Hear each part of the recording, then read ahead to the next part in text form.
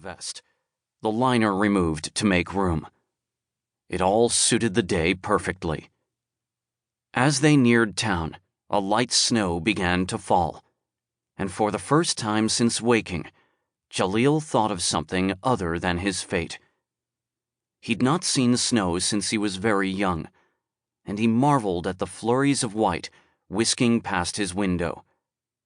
He used a button to run down the window, and a few flakes whirled inside. "What are you doing?" Malika snapped. "Nothing," he replied. "I only wanted some air." Silence fell for a time, until Nasim said, "You should pray one last time." "I will," Jalil lied.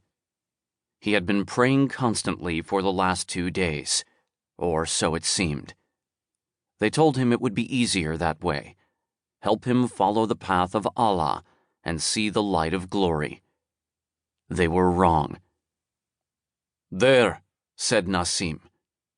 Jalil looked out the window, and he saw a place every bit as foreign as Paris. He had spent nearly a month there, feeling as though he'd arrived on a different planet from the one that held Syria. They had let him go outside only once in that time, 2 nights ago when they'd taken him to a dreary bar and made him smoke from a hookah and drink bourbon from a place called Kentucky. He also had a vague memory of an incredibly curvaceous woman, a prostitute he was sure, who told him in Arabic what she would do for him. The others all laughed. Jalil found her more intimidating than erotic, and when he sent her away, she'd called him a homosexual. Then everyone had gone back to the flat and passed out, and in the morning they all cleansed themselves and prayed. This place was called Grenoble, and it had been a half-day drive from Paris.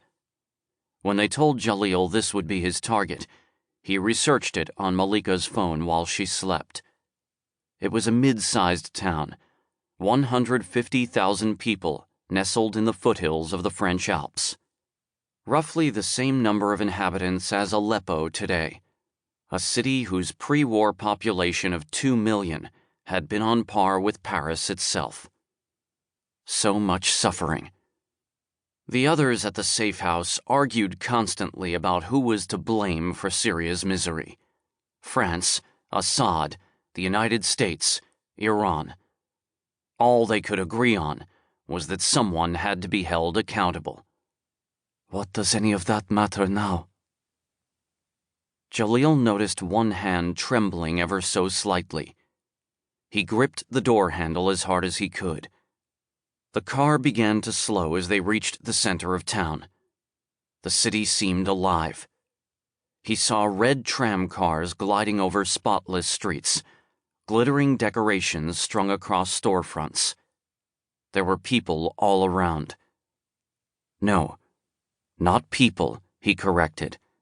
Infidels and apostates. He saw smiling women and children, circumspect old men. A group of boys his age were doing tricks on their skateboards. Which should I kill to most please Allah? This was the question Malika had told him to focus on once he got out of the car. Such a strange question. He was again marveling at the snow when a voice drifted in, the words not quite registering. "What?" he said. "The drop-off point is just ahead," Malika said. "Are you ready?" He looked at her, thinking how different she looked now. He remembered playing tag with her, when she was a teen and he was just a boy. Malika had never let him catch her, the way the other teenagers did. Today she was wearing Western clothing, wedged into pants and a blouse that were too small for her ample figure. Still, as he looked at her exposed hands and face, she reminded him of the pudgy little girl he'd once known. She was even wearing makeup today, although she'd assured him it was only to blend in. Nasim was wearing jeans and a hooded jacket, like half the young men in France. The Citroën